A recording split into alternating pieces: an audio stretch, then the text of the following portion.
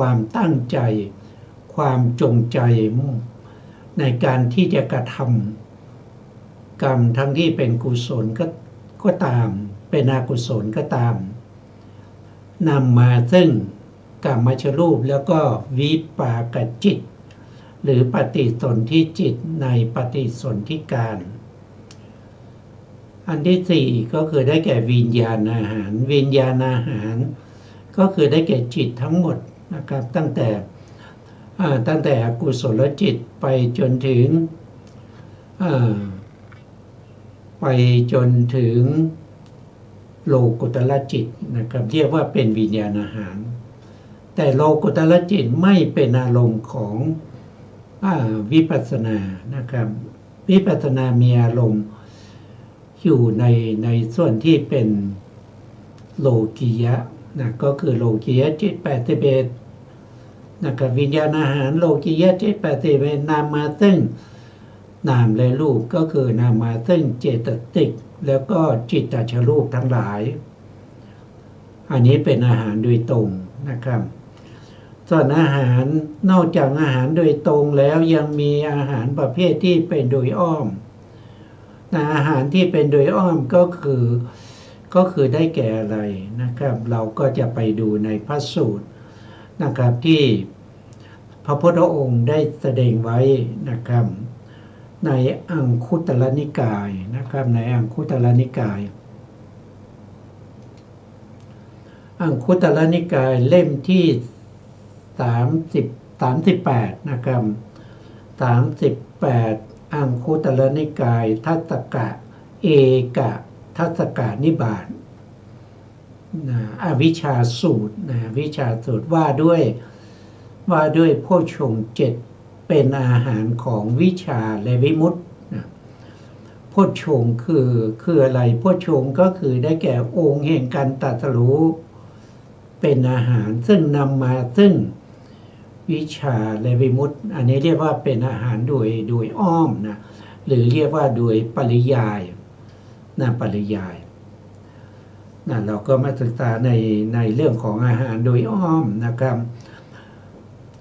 ในข้อธรรมข้อที่61ดูกันภิกษุทั้งหลายเงื่อนต้นแห่งอวิชชาย่อมไม่ปรากฏ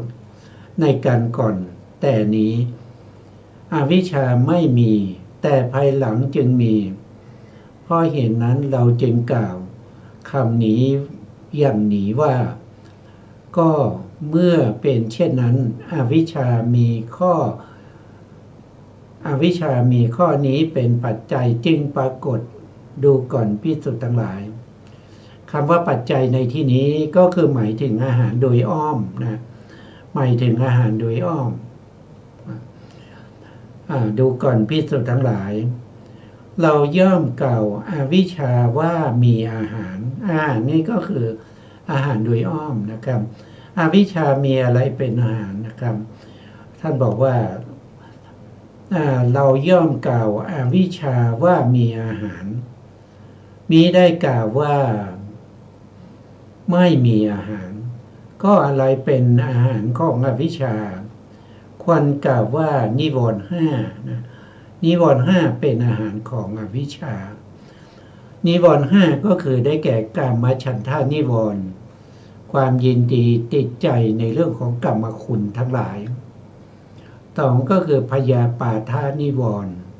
พยาปาทานิวรณ์ก็คือได้แก่ความปฏิฆะได้แก่ตัวโทสะที่มีความไม่พอใจในอารมณ์ต่างๆ3ก็คือได้แก่ถีนมิทะนิวรณ์ถีนมิทะนิวรณ์นี้ก็คือความเกียจคร้านความง่วงเหงาหานอนความซึมเศร้าความท้อถอยจากอารมณ์ทั้งหลายนี่เป็นถีนมิทะนิวรณ์ที่3นิวรณ์ที่4ก็คือได้แก่อุทธัจจะกุกุจจะอุทธัจจะกุกุจจะอุทธัจจะก็คือความฟุ้งซ่านไปในอารมณ์ต่างๆจิตไม่ตั้งมั่นอยู่ในอารมณ์ที่กำลังปรากฏนะครับจิตก็ฟุ้งซ่านไปในอารมณ์ต่างๆอันนี้เรียกว่าอุทธัจจะกุ กุกุจะก็คือได้แก่ความรำคาญใจนะครับในอกุศลที่ทำไปแล้วความรำคาญใจในกุศลที่ยังไม่ได้ทำไม่น่าเลยเราน่าจะได้ทำบุญนะครับไม่น่าเลยเราไม่น่าจะไปฆ่ามันเลยนะโอ้ไม่น่าเลยที่เราจะไปลักของคนอื่นไม่น่าเลยที่เราจะไปผิดกาเมไม่น่าเลยที่เราจะไปกล่าวหลอกลวงคนอื่นเนี่ยมันเป็นความรำคาญใจในอกุศลธรรมทั้งหลายที่เราได้ทำไปแล้วอันนี้คือนิวรณ์ข้อที่สี่อุทธัจจะกุกุจจะนิวรณ์ข้อที่ห้าก็คือได้แก่วิจิกิจฉานิวรณ์ความลังเลสงสัยในคุณของพระพุทธเจ้าลังเลสงสัยในพระธรรมคำสั่งสอนของพระเจ้าว่าการที่เราศึกษาเล่าเรียนในเรื่องอริยสัจสี่เนี่ยมันทำให้เราพ้นทุกข์ได้จริงหรือนะครับสงสัยในเรื่องของพระธรรม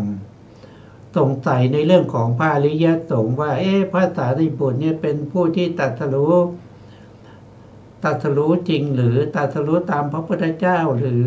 นะครับสงสัยในเรื่องของพระโมคคัลลานะมีฤทธิ์จริงๆหรือสามารถห่อเหินเดินอากาศได้จริงหรือสามารถที่จะพ่นไฟสู้กับพญานาคได้จริงหรือสงสัยในเรื่องของพระสงฆ์สงสัยในเรื่องของพระมหากัสสปะว่าพระมหากัสสปะนี้ปฏิบัติถือธุดงค์นะครับถือธุดงค์เป็นผู้เลิศในเรื่องของธุดงค์จริงหรือท่านไม่นอนจริงหรือนะครับหรือว่าท่านถือผ้า3 ผืนจริงหรือท่านไม่อยู่ในชายคาจริงหรือท่านอาศัยอยู่ในป่าจริงหรือจะอยู่ได้ยังไงนะครับก็สงสัยนะครับสงสัยในเรื่องของพระสงฆ์สงสัยในเรื่องของสิกขา3สงสัยในเรื่องของศีลเรื่องของสมาธิเรื่องของปัญญานี่เป็นวิจิกิจฉาสงสัยว่าการที่เรามาเดินจงกรมอย่างนี้จะทำให้เรามีสติดีหรือเป็นไปได้หรือการที่เรากำหนดลมหายใจเข้าออกนะครับนับลมหายใจอานาปานสตินี่มันจะทำให้เราได้ผลทุกข์จริงหรือนะครับก็สงสัยอันนี้ก็เป็นนิวรณ์5นะครับนิวรณ์5นี้เป็นอาหารให้แก่อวิชชาถ้าเรามีนิวรณ์5เนี่ยอวิชชาจะบริบูรณ์นะอวิชชาจะบริบูรณ์อวิชชาคือความไม่รู้นะความไม่รู้ในอะไรก็ไม่รู้ในอริยสัจสี่ไม่รู้ว่าสิ่งนี้เป็นทุกข์นะครับไม่รู้อะไรเป็นทุกข์ไม่รู้อะไรเป็นเหตุให้เกิดทุกข์ไม่รู้ในเรื่องของที่ดับทุกข์ไม่รู้ในเรื่องของข้อปฏิบัติให้ถึงความดับทุกข์ไม่รู้ในเรื่องของขันธ์อายตนะธาตุที่เป็นไปในอดีตที่เป็นไปที่จะเป็นไปในอนาคตแล้วก็ที่เป็นอยู่ปัจจุบันนี้ไม่รู้ในเรื่องของอิทธัปปัจจยตาไม่รู้เหตุไม่รู้ผลก็คือ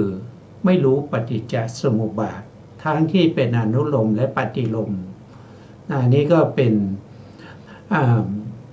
นอวิชชานะครับเป็นอวิชชาเราก็สามารถตรวจสอบได้ว่าเรามีอวิชชาหรือเปล่านะครับเราก็ตรวจสอบจากธรรมที่ได้กล่าวไปนะครับในอริยสัจสี่ในเรื่องของขันธ์5อายตนะธาตุในเรื่องของปฏิจจสมุปบาทอวิชชาในที่นี้ไม่ได้หมายถึงว่าเราจบเราได้เป็นด็อกเตอร์นะครับเราสามารถที่จะเรียนหนังสือได้ปริญญาตรีปริญญาโทปริญญาเอกเราสามารถที่ประกอบอาชีพเลี้ยงชีวิตเลี้ยงครอบครัวเลี้ยงพ่อแม่นะครับอันนี้เป็นอวิชชาไหมนะครับก็ตอบว่าท่านต้องไปเปรียบเทียบกับธรรมที่พระพุทธองค์แสดงไว้ว่าท่านมีความรู้ความเข้าใจในเรื่องของ ขันธ์อายตนะธาตุหรือเปล่าท่านมีความรู้ความเข้าใจในเรื่องของปฏิจจสมุปบาทหรือเปล่านะครับท่านมีความรู้ความเข้าใจในเรื่องของอริยสัจสี่ไหมถ้าท่านยังไม่มีความรู้ความเข้าใจในเรื่องพวกนี้ท่านจะเป็นด็อกเตอร์ท่านจะเป็นศาสตราจารย์ท่านจะเป็นอะไรก็ตามนะครับก็ถือว่าท่านยังมีอวิชชาอยู่เพราะว่าความรู้ทางโลก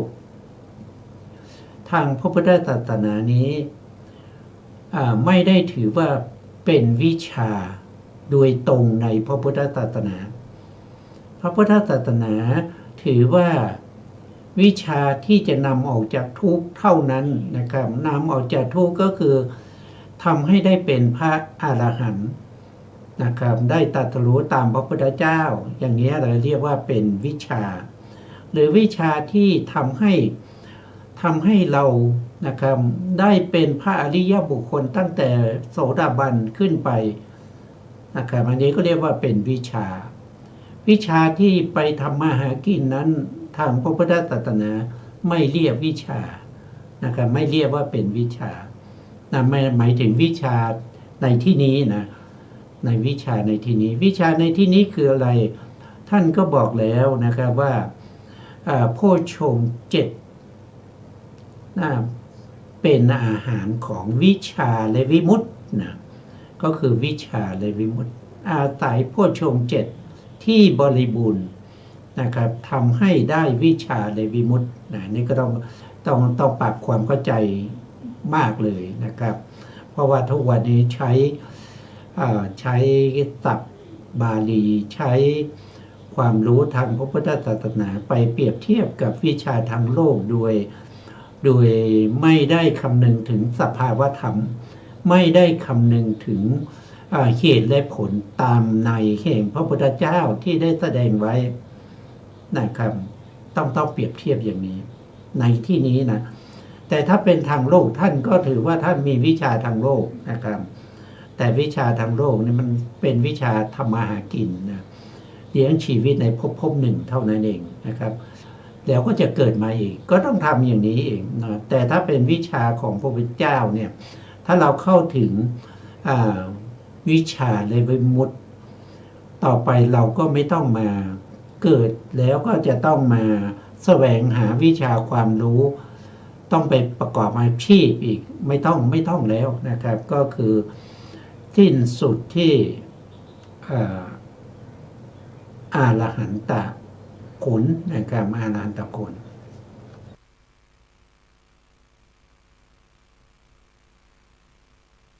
ท่านก็บอกว่าแม้นิวรณ์ห้าเราก็กล่าวว่ามีอาหารมิได้กล่าวว่าไม่มีอาหารก็อะไรเล่าเป็นอาหารของนิวรณ์ห้า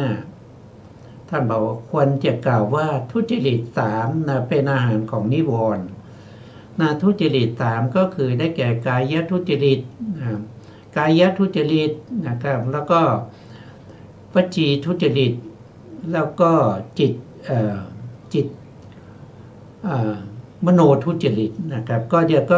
ทุจริตก็มี3กายทุจริตวจีทุจริตมโนทุจริตกายทุจริตก็มี3ก็คือปาณาติบาตแล้วก็อาทินนาทานแล้วก็กาเมสุมิจฉาจารนะครับนี้เป็นทุจริตทางกายส่วนทุจริตทางวาจาก็มี1ก็คือมุสาวาทกล่าวเท็จกล่าวไม่ตรงกับความจริงนะครับอันที่2ก็คือการกล่าวสอดเสียดนะครับกล่าวสอดเสียดอันที่3ก็คือกล่าวหยาบคายนะครับอันที่4ก็คือกล่าวเพ้อเจ้อกล่าวเพื่อตลกเฮฮา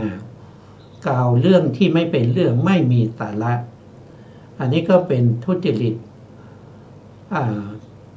ทางวาจานะครับทุจริตทางใจก็มีอยู่3เหมือนกันนะครับก็จะมี1ก็คือ มิจฉาทิฏฐินะครับก็คือมิจฉาทิฏฐิก็คือความเห็นผิดนะความเห็นผิดอันที่สองก็คืออภิชาเพ่งเล็งอยากจะได้ของคนอื่นมาเป็นของตนเพ่งเล็งนะครับเพื่อให้ได้มาเป็นของตนข้อที่สามก็คือพยาบาทนะครับพยาบาทคิดปองร้ายนะคิดปองร้ายคนอื่นนะครับอันนี้ก็เป็นทุจริตทางใจนะครับหรือบางในท่านจะพูดถึงเรื่องของวิหิงสานะครับวิหิงสาก็คือเบียดเบียนนะเบียดเบียนผู้อื่นนะเบียดเบียนผู้อื่นให้ได้รับความทุกข์อย่างนี้นี่ก็เป็นทุจริตนะครับผู้ใดที่สะสมทุจริตนี้ไว้มากๆนะครับบริบูรณ์ก็จะทำให้นิวรณ์นั้นบริบูรณ์นิวรณ์5บริบูรณ์ก็จะทำให้อวิชชาเต็มเปี่ยมนะครับต่อไปนะครับแม้ทุจริต3เราก็กล่าวว่ามีอาหารอาหารในที่นี้นะครับให้เข้าใจว่ามันเป็นอาหารโดยอ้อมนะครับไม่ใช่โดยตรงถ้าเป็นโดยตรงมี4นะครับแม้ทุจริตเราก็กล่าวว่ามีอาหารไม่ได้กล่าวว่าไม่มีอาหารก็อะไรเล่าเป็นอาหารของทุจริต3ควรกล่าวว่าการไม่สำรวมอินทรีย์การไม่สำรวมอินทรีย์สำรวมก็คือปิดกั้นนะครับปิดกั้นไม่ให้อกุศลเข้ามาหรือว่าระวังไว้นะครับไม่ให้เกิดทุจริตในใจเกิดใจไม่สบายใจเป็นโลภะไม่ให้ใจเป็นอกุศลพูดงั้นนะครับอินทรีย์ก็จะมีอยู่5อย่างใช่ไหมครับรูปอินทรีย์มี5นะครับก็คือสำรวมตาก็คือจักขุนทรีย์เมื่อเห็นแล้วใจเราไม่เป็นบาปนะครับก็คือสำรวมก็คือเห็นแล้วใจไม่เป็นบาปก็คือปิดกั้นไม่ให้บาปเข้ามาทางตานะครับเข้ามาทางตามานอนเนื่องอยู่ในจิตของเรานะครับอันที่สองก็คือโสตินตีก็คือหูนะครับเมื่อได้ยินเสียงแล้วจะทำยังไงปิดกั้นไม่ให้ใจเป็นบาปนี่เรียกว่าเป็นการสำรวมอินทรีย์ที่เป็นไปในโสตินทรีย์ก็คือเป็นไปในหูทำให้หูเรียกว่าเป็นอินทรีย์ก็เป็นใหญ่เป็นผู้ปกครองในเรื่องของการได้ยินเสียงก็เรียกว่าเป็นอินทรีย์3ก็คือคานินทรีย์คานินทรีย์ก็คือเป็นใหญ่ในการได้ดมกลิ่นนะครับดมกลิ่นก็คือประสาทจมูกก็เป็นอินทรีย์เรียกว่าคาอินทรีย์เมื่อได้กลิ่นแล้วทำยังไงป้องกันยังไงไม่ให้ใจเป็นบาปอันนี้เรียกว่าการสำรวมนะครับอันที่4ก็คือชิวหินทรีย์ชิวหินทรีย์ก็คือได้แก่ประสาทจมูกเป็นใหญ่ในการได้รสเป็นใหญ่ในการรู้รสนะครับเมื่อเราได้รสได้กินอาหารได้ดื่มน้ำต่างๆน้ำผลไม้น้ำอะไรก็ตามแล้วเราจะทำยังไงสำรวมไม่ให้ใจเป็นบาปนะครับไม่ให้ใจเป็นบาปเมื่อเราได้ลิ้มรสได้ชิมได้กินได้ฉันแล้วใจไม่เป็นบาปนั่นก็คือการสำรวมชิวหินตีนะครับชิวหินตีอันที่4ก็คือกายยินตีเมื่อเรากระทบสัมผัสแล้วถูกต้องจับต้องเสียดสีแล้วกับอารมณ์ต่างๆแล้วทำยังไงใจไม่เป็นบาปอันนี้เรียกว่าเป็นการสำรวมกายอินทรีย์สำรวมทางกายนะครับอันที่6ก็คือได้แก่มนินทรีย์มนินทรีย์ก็คือได้แก่ตัวจิตทั้งหลาย นะครับเมื่อนึกคิดถึงอารมณ์ต่างๆนะครับแล้วทำยังไงไม่ให้ชาวนะเป็นอกุศลหรือไม่ให้ใจเป็นบาปนั่นเองก็คือการสำรวมทางมนินทรีย์ทางใจนะครับอันนี้ก็มีการสำรวมทางอินทรีย์ทั้ง6ทวารหรือบางทีอินทรีย์จะพูดถึงสติก็ได้สตินตีนะครับก็คือต้องมีสติเมื่อมีสติจิตของเราก็จะไม่เป็นอกุศลเพราะว่าสตินี้เป็นเจตสิกประเภทที่เป็นโสภณะสาธารณเจตสิกเมื่อสติเกิดขึ้นนะครับจิตนั้นก็ต้องเป็นกุศลแน่นอนนะครับบางทีก็เรื่องของการสำรวมในปาติโมกข์ก็คือสำรวมในเรื่องของศีลอย่างพวกเราก็สำรวมงดเว้นจากการอะไรงดเว้นจากการไม่มีศีลนะครับเราทั่วไปก็เป็นศีลห้านะครับก็สำรวมในศีลห้าหรือศีลแปดหรืออุโบสถศีลนะครับอุโบสถศีลก็ผู้ที่ปรารถนาจะทำคุณงามความดีให้ยิ่งขึ้นไปนะครับก็จะมีหลายอย่างนะครับอุโบสถศีลนะครับมีอุโบสถศีลนะครับที่รักษาวันเดียวในวันอุโบสถหรือว่าจะรักษา3 วันนะครับก็คือวันรับวันรับแล้วก็วันอุโบสถแล้วก็วันส่งอันนี้ก็เรียกว่าเป็นปาทักกะปาทักกะอุโบสถนะครับอันนี้จำชื่อจริงๆมาจำไม่ได้ต้องขออภัยด้วยนะครับก็คือมี3 วันนะครับผู้ที่ปรารถนาจะทำคุณงามความดีในเรื่องของศีลให้บริบูรณ์ยิ่งขึ้นไปตอนแรกก็รักษาศีล5บริบูรณ์แล้วก็ไปรักษาอุโบสถศีลนะครับในวันอุโบสถหรือว่าจะไปรักษาอุโบสถ3 วันนะครับก็คือวันก่อนวันพระนะครับแล้วก็วันอุโบสถก็คือวันพระและหลังวันพระอีกวันหนึ่งนะครับอันนี้ก็เป็นอุโบสถที่ยิ่งขึ้นไปหรือว่าบางคนอาจจะรักษาอุโบสถในช่วงเข้าพรรษาเนี่ยนะครับ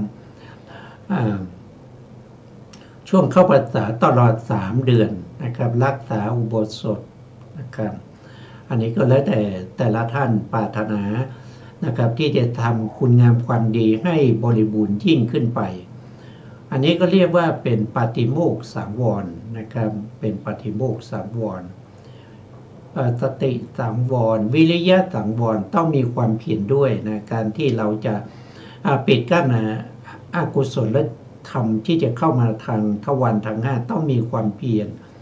นะครับมีวิริยะสังวรมีขันติสังวรก็คือจะต้องมีความอดทนนะครับอดทนต่ออกุศลอดทนต่อบาปทั้งหลายไม่ให้จิตของเราล่วงไปในอกุศลนะครับอดทนต่อความเย็นความร้อนอดทนต่อมิจฉาวาจาอดทนต่อมิจฉากัมมันตะอดทนต่อมิจฉาอาชีวะทั้งหลายต้องมีขันติสังวรนะครับจะทำให้อินทรีย์สังวรบริบูรณ์แล้วยังจะต้องมีปัญญาด้วยนะครับมีปัญญาก็เรียกว่าญาณสังวรนะครับในการรักษาศีลเนี่ยต้องมีปัญญานะครับถ้าไม่มีปัญญาศีลนั่นมันก็จะทะลุมันก็จะทะลุมันก็จะด่างมันก็จะพ้อยศีลนั้นมันก็ไม่บริบูรณ์นะครับก็ต้องมีปัญญาด้วยนะต่อไปนะครับแม้การไม่สำรวมอินทรีย์เราก็กล่าวว่ามีอาหารมิได้กล่าวว่าไม่มีอาหารก็อะไรเป็นอาหารแห่งการไม่สำรวมอินทรีย์ควรกล่าวว่าความไม่มีสติสัมปชัญญะความไม่มี สติสัมปชัญญะนะครับ จะทำให้เราเนี่ยไม่สามารถที่จะรักษาอินทรีย์สังวรได้นะครับตัวสตินะที่ได้บอกไปแล้วตัวสติคือโสภณะสาธารณะเจตสิกประกอบกับกุศลจิตเท่านั้นนะครับสัมปชัญญะก็คือจะต้องประกอบด้วยปัญญานะครับจะต้องประกอบด้วยปัญญาถ้าเราพูดถึงสัมปชัญญะเนี่ยมีความหมายหลายในนะครับมีความหมายโดยทั่วไปก็จะพูดถึง4ในด้วยกันมีปัญญาที่รู้นะครับที่รู้เขาเรียกว่าสาตถกะสัมปชัญญะก็คือมีปัญญารู้ถึงอะไรรู้ถึงประโยชน์นะครับต้องรู้ประโยชน์นะครับว่าเรารักษาศีลเรารักษาศีลเนี่ยเราสำรวมอินทรีย์เนี่ยหรือว่าเรามีสติเนี่ยมันมีประโยชน์อย่างไรนะครับก็ต้องรู้ประโยชน์สาตถกะสัมปชัญญะข้อที่1ต้องรู้ประโยชน์ข้อที่2ก็คือโคจรสัมปชัญญะโคจรก็คือเวลาที่เราเที่ยวไปในที่ต่างๆเราต้องมีอะไรเราต้องมีกรรมฐานเราต้องมีกรรมฐานไปด้วยนะครับเวลาเรากลับก็ต้องเอากรรมฐานกลับมาด้วยนะครับอย่างพระภิกษุเที่ยวบิณฑบาตนะครับหรือว่าฆราวาสนะครับเวลาไปทำงานนะครับก็ต้องมีกรรมฐานนะครับประกอบไปด้วยนะครับจะเป็นพุทธานุสติธรรมานุสติสังขานุสติหรือว่าจะเป็นกายคตาสติหรือว่าจะเป็นเมตตากรุณามุทิตาหรือว่าจะเป็นเรื่องของอนุสติทั้ง8อย่างนะครับหรือว่าจะต้องมีอานาปานสติก็คือลมหายใจกำหนดรู้ลมหายใจไปด้วยนะครับแล้วเวลากลับก็ต้องเอากรรมฐานพวกนี้กลับมาด้วยไม่ใช่ว่าไปมีสติกำหนดรู้ถึงอารมณ์ในกรรมฐานแต่ขากลับมาฟุ้งมาตลอดอย่างนี้ก็ไม่ได้นะครับก็เรียกว่าไม่ใช่โคจรสัมปชัญญะไม่บริบูรณ์อันนี้ก็เป็นข้อที่1คือรู้ประโยชน์ข้อที่2ไปไหนทำกิจอะไรก็ต้องมีกรรมฐานไปด้วยข้อที่3ก็คือสัพพยสัมปชัญญะก็คือหมายถึงว่าเวลาเราจะไปเราก็ต้องรู้ว่าที่เราไปเนี่ยมันสะดวกสบายสำหรับเราไหมนะครับเวลาไปบิณฑบาตเส้นนี้นะครับมีกรวดมีหินมีทรายนะครับมากไหมแล้วก็มีผู้มีศรัทธาที่จะใส่บาตรเราหรือเปล่านะครับไปแล้วสะดวกสบายนะครับได้อาหารพอประมาณที่จะเลี้ยงอัตภาพให้เป็นไปนะครับไม่ใช่ว่าอยากจะไปก็ไปเลยนะครับไม่รู้นะครับไม่มีใครใส่บาตรเลยนะครับถนนเส้นนี้อย่างนี้มันก็ไม่รู้สัพพยะนะครับไม่รู้การแสวงหาที่สะดวกสบายนะครับแสวงหานี่ต้องประกอบด้วยคุณธรรมนะครับแล้วก็ข้อที่4นะสัมปชัญญะข้อที่4ก็คือเขาเรียกว่าเป็นอสัมโมหะสัมปชัญญะก็คือไม่หลงนะครับจะอยู่ที่ไหนก็ต้องไม่หลงนะครับต้องไม่หลงก็คือต้องมีสติต้องมีสติอยู่นะครับไม่ว่าจะเดินจะยืนจะนั่งจะนอนนะครับต้องมีสติสัมปชัญญะต้องรู้นะครับต้องรู้และเข้าใจนะครับเข้าใจในการที่จะรักษาอะไรก็คือรักษาคุณธรรมนะครับที่เรามีอยู่ให้ตั้งมั่นและเจริญขึ้นไปจะต้องมีความพยายามในการที่จะกำจัดเสียซึ่งบาปอกุศลทั้งหลายที่มันเข้ามาในใจแล้วก็จะต้องมีการปิดกั้นไม่ให้อกุศลทั้งหลายเข้ามาอีกนะครับแล้วก็จะต้องมี การริเริ่มการพยายามนะครับการอุตสาหะในการที่จะทำให้กุศลใหม่ๆที่ยังไม่เกิดให้เกิดขึ้นนะพวกนี้ก็เป็นสติสัมปชัญญะที่จะทำให้คุณธรรมนะครับของเรานะครับที่จะเหมาะสมที่จะเป็นพื้นฐานเพื่อให้เราได้วิชาและวิมุตติต่อไปอันนี้เป็นอาหารนะครับเป็นอาหารโดยอ้อมของวิชาและวิมุตตินะครับต่อไปนะครับแม้ความไม่มีสติสัมปชัญญะนะครับเราก็กล่าวว่ามีอาหารการที่ไม่มีสติสัมปชัญญะนี้ก็มีอาหารนะครับมิได้กล่าวว่าไม่มีอาหารก็อะไรเล่าเป็นอาหารของความไม่มีสติสัมปชัญญะควรกล่าวว่าการกระทำไว้ในใจโดยไม่แยบคายการกระทำไว้ในใจโดยไม่แยบคายก็คือการพิจารณาถึงอารมณ์ต่างๆที่มากระทบในทวารทั้งหลายไม่ว่าจะเป็นทวารทางตาทางหูทางจมูกทางลิ้นแล้วก็ทางกายเมื่อได้กระทบอารมณ์นั้นแล้วเราจะพิจารณาอย่างไรเพื่อให้จิตนี้เป็นไปกับกุศลการพิจารณาหรือการที่น้อมนึกไปในพระธรรมคำสั่งสอนของพระเจ้ามีมากมายถึง 84,000 พระธรรมขันธ์เราไม่สามารถที่จะระลึกได้เลยหรือแม้แต่พระสูตรเดียวแม้แต่พระธรรมขันธ์เดียวนั่นก็แสดงว่าเราไม่เคยได้ฟังได้ยินมาก่อนใช่ไหมครับเราจึงไม่สามารถที่จะนำเอาความรู้ความเข้าใจในพระธรรมคำสั่งสอนของพระเจ้ามาพิจารณาเพื่อจะทำให้จิตของเรานั้นเป็นโยนิโสมนสิการนะครับถ้าเราไม่มีความรู้ความเข้าใจจิตของเราก็จะเป็นโยนิโสมนสิการโดยปกติมันเป็นอย่างนั้นนะครับเพราะอะไรเพราะว่ามันได้สะสมฝึกฝนมาตั้งแต่อเนกชาติแล้วในเรื่องของความไม่แยกคายในความเป็นอโยนิโสเราได้ฝึกมาอย่างนั้นนะครับมันจึงสะดวกสบายเมื่อประสบกับอารมณ์อะไรแล้วไม่ต้องทำอะไรเลยมันจะไหลไปในอกุศลทันทีเพราะเราสะดวกเราเชี่ยวชาญเราชำนาญในเรื่องของการไม่มี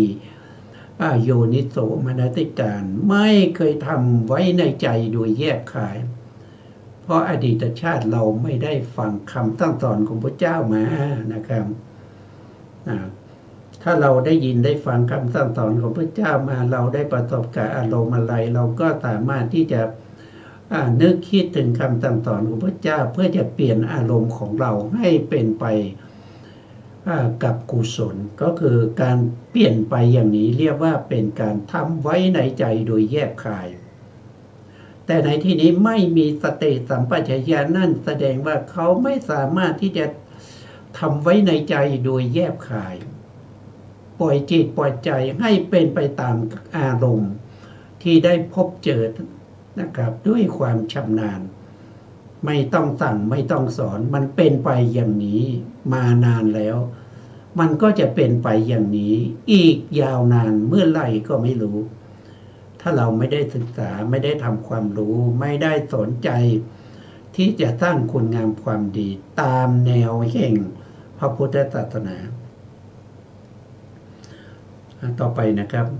แม้การกระทำไว้ในใจโดยไม่แยบคายเราก็กล่าวว่ามีอาหารมิได้กล่าวว่าไม่มีอาหารก็อะไรเล่าเป็นอาหารของการทำไว้ในใจโดยไม่แยบคายควรกล่าวว่าไม่มีศรัทธาคนที่ไม่มีศรัทธานะครับจึงไม่สามารถที่จะทำโยนิโสมนสิการเมื่อไม่มีศรัทธาจึงทำให้จิตของเรานั้นมีแต่ความไม่สบายใจเกิดความเครียดเกิดความไม่พอใจเกิดความประทุษร้ายในอารมณ์บางทีเห็นแล้วนะครับก็ยินดีพอใจไปกับโลภะไปกับทิฏฐิ ไปกับมานะนะครับหรือหลงไปโดยไม่รู้กับอาหิริกะอโนตตปะอุทธัจจะนะครับเพราะอะไรก็เพราะว่าเราไม่มีศรัทธานะเราไม่มีศรัทธาความไม่มีศรัทธานี้แหละที่จะทำให้ความทำไว้ในใจโดยไม่แยบคายเกิดขึ้นจิตก็เป็นอกุศลนะครับทีนี้ศรัทธาเนี่ยมีอาหารหรือเปล่านะมาจากไหนล่ะศรัทธาท่านพระพุทธองค์ก็ได้ตรัสว่านะครับแม้ความไม่มีศรัทธาเราก็กล่าวว่ามีอาหารมิได้กล่าวว่าไม่มีอาหารก็อะไรเล่าเป็นอาหารของความไม่มีศรัทธาควรกล่าวว่าการไม่ได้ฟังสัทธรรมนะก็คือไม่ได้ฟังธรรมของพระพุทธเจ้าไม่ได้ฟังพระสัทธรรมนะธรรมมีมากมายนะครับแต่ที่จะมีศรัทธานั้นจะต้องฟังธรรมของพระพุทธเจ้านะครับแล้วก็ที่พระสงฆ์สาวกท่านนำมาแสดงต่อนะครับธรรมที่เป็นของพระพุทธเจ้านะครับฟังแล้วจะเกิดศรัทธานะครับเพราะฉะนั้นการฟังธรรมก็ต้องเลือกนะครับก็ต้องเลือกฟังนะครับไม่ใช่ฟังไปโดยไม่รู้จุดหมายปลายทางก็คือหมายถึงว่าไม่รู้ประโยชน์ไม่รู้ตถาคตสัมปชัญญะฟังไปแล้วไม่รู้ว่าสัพพยะแก่เราหรือเปล่าฟังไปแล้วไม่สามารถที่จะมีสติสังวรปล่อยจิตปล่อยใจให้ไปกับโมหะนะครับอนัตธรรมนั้นไม่ควรฟังเดรัจฉานวิชานะครับก็ไม่ควรฟังนะครับสิ่งที่เราควรฟังนั่นคือพระสัทธรรมของพระพุทธเจ้าพระสัทธรรมของพระเจ้ามีอะไรบ้างล่ะก็มีขันธ์นะพูดถึงเรื่องของขันธ์เรื่องของอายตนะเรื่องของธาตุเรื่องของอริยสัจสี่เรื่องของปฏิจจสมุปบาทที่เป็นไปในชีวิตประจำวันของเรานะครับว่าที่เรานั่งอยู่ได้เนี่ยมันประกอบด้วยขันธ์ห้าหรือบางทีก็เรียกว่าเป็นอายตนะหรือบางทีก็เรียกว่าเป็นธาตุบางทีก็เรียกว่าอินทรีย์ที่เป็นไปตามเหตุตามผลนะครับถือว่าที่นั่งอยู่นี้มันไม่ใช่สัตว์ไม่ใช่บุคคลแต่มันเป็นกองทุกข์นะครับมันเป็นทุกข์นะครับ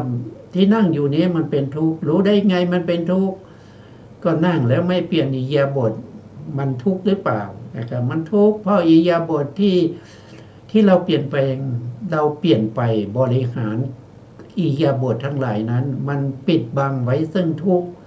ถ้าเรานั่งอยู่เฉยๆนะครับมันก็จะเห็นทุกข์นะมันก็จะเห็นทุกข์นะเมื่อเห็นทุกข์แล้วทุกข์นี้มันดีหรือไม่นะต้องพิจารณามันนำมาซึ่งทุกข์นำมาซึ่งภัยนำมาซึ่งโลกนำมาซึ่งท่านเปรียบเหมือนหัวฝีนะเปรียบเสมือนลูกศรที่เสียดแทงเปรียบเสมือนกับความชั่วร้ายทั้งหลายนะครับมีโรคมีภัยเต็มไปหมดนะนี่มาจากไหนก็คือมาจาก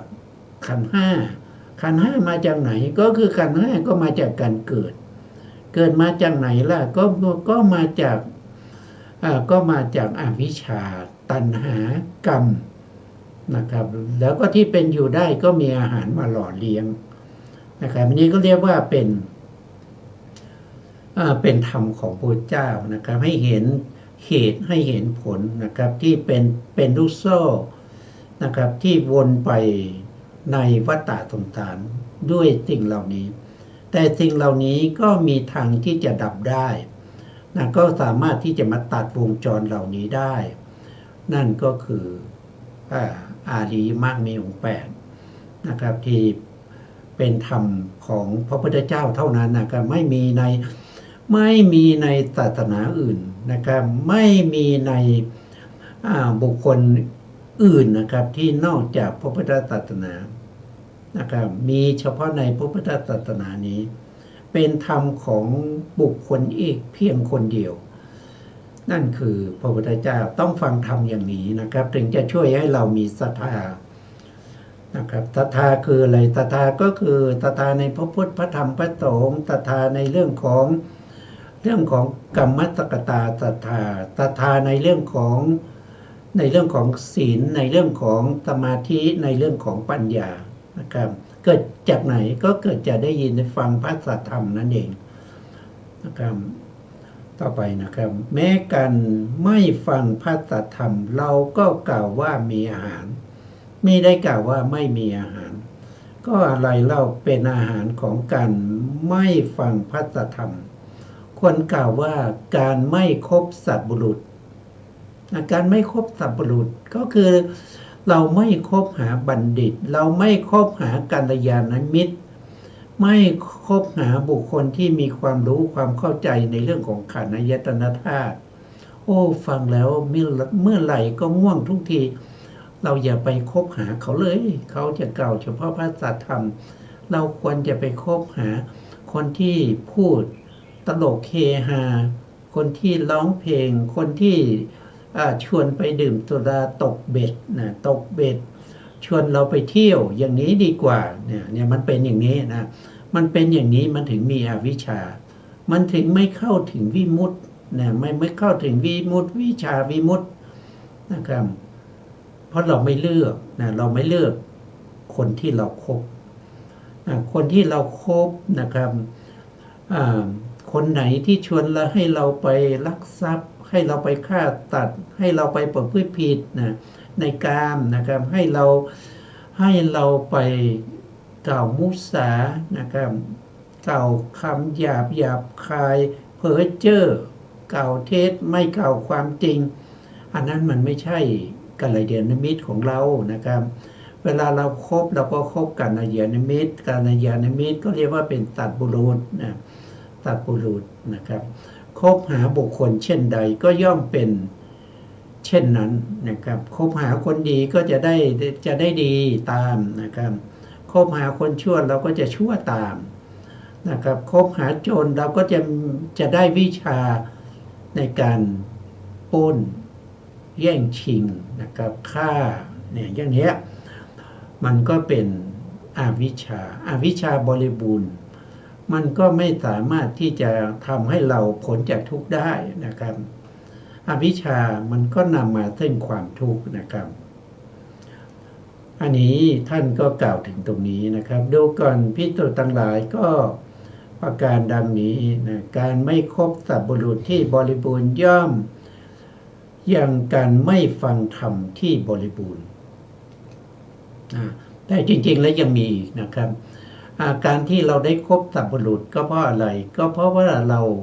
มีบุญเก่านะครับเพราะว่าเรามีบุญเก่าเราจึงได้มาเกิดร่วมสมัยกับพระพุทธเจ้านะพระสาวกของพระพุทธเจ้านะครับหรือกัลยาณมิตรที่เขามีความรู้ความเข้าใจนะครับก็เพราะเราไม่มีบุญเก่าแล้วบุญเก่ามาจากไหนก็คือในอดีตเราไม่ได้ตั้งตนไว้ชอบนะเราจึงไม่มีบุญเก่านะครับก็จะเป็นอย่างนี้นะครับก็จะเป็นอย่างนี้ซึ่งการที่เราจะได้วิชาวิมุตตินะครับก็ต้องมาจากธรรมเหล่านี้ธรรมเหล่านี้ก็เป็นอาหารต่อกันไปนะครับอาหารนี้เรียกว่าเป็นอาหารโดยอ้อมนะครับเป็นอาหารโดยอ้อมไม่ใช่โดยตรงนะครับไม่ใช่โดยตรงเป็นอาหารโดยอ้อมนะซึ่งการศึกษาอย่างนี้นะครับเราก็จะได้รู้เหตุรู้ปัจจัยนะครับรู้เหตุรู้ปัจจัยในความเป็นอยู่ของสัตว์ทั้งหลายตลอดจนถึงความเป็นไปในชีวิตประจำวันของเราเราสามารถที่จะเลือกนะครับเลือกอะไรก็เลือกแต่สิ่งที่มันดีๆที่มันเป็นบุญเป็นกุศลจะทำให้เราได้พ้นจากทุกข์ทั้งหลายในต่างสารวัฏนะครับถ้าเราไม่เลือกถ้าเราไม่เลือกเราก็จะได้ทั้งที่ดีและไม่ดีนะครับ แต่โดยมากเนี่ยมันจะไม่ดีนะครับโดยมากไม่ดีถ้าเราไม่เลือกมันโดยมากมันไม่ดีนะครับดีไม่ดีเราก็ต้องเลือกนะครับต้องเลือกแต่เราจะเลือกได้ยังไงว่าสิ่งนี้ดีสิ่งนี้ไม่ดีเราก็ต้องมีปัญญามีความรู้ความเข้าใจนะครับถ้าเราไม่มีปัญญาเราไม่มีความรู้ความเข้าใจเราจะเลือกอะไรสิ่งนั้นโดยมากมันก็จะเป็นสิ่งที่ไม่ดีนะบางคนอาจจะว่าสิ่งที่ไม่ดีเนี่ยมันถูกใจเรานะครับเพราะว่ามันตามใจเราทุกอย่างนะครับเราคบหาใครมันตามใจเราทุกอย่างโอ้อย่างเนี้ยดีจริงๆแล้วมันนำเราไปสู่สิ่งที่ไม่ดีนะครับวันนี้เวลาเราหมดแล้วนะ สุดท้ายนี้นะครับก็ขอกราบขอบคุณพระครูสมุทรวีสมวัฒน์เวลกิจโจผู้ในการสถานีวิทยุเพื่อการศึกษาพระพุทธศาสนาและวัฒนธรรม FM 104.5 เมกะเฮิรตซ์วัดไฝหินจังหวัดเชียงใหม่และขอกราบขอบคุณพระครูปริยัติยานุศาสตร์ขอบคุณท่านผู้ฟังและผู้ชมทุกท่านนะครับที่ให้เกียรติติดตามในรายการพระไตรปิฎกลอยฟ้าพบกันใหม่ในครั้งต่อไปครับวันนี้ลาไปก่อนครับสวัสดีครับ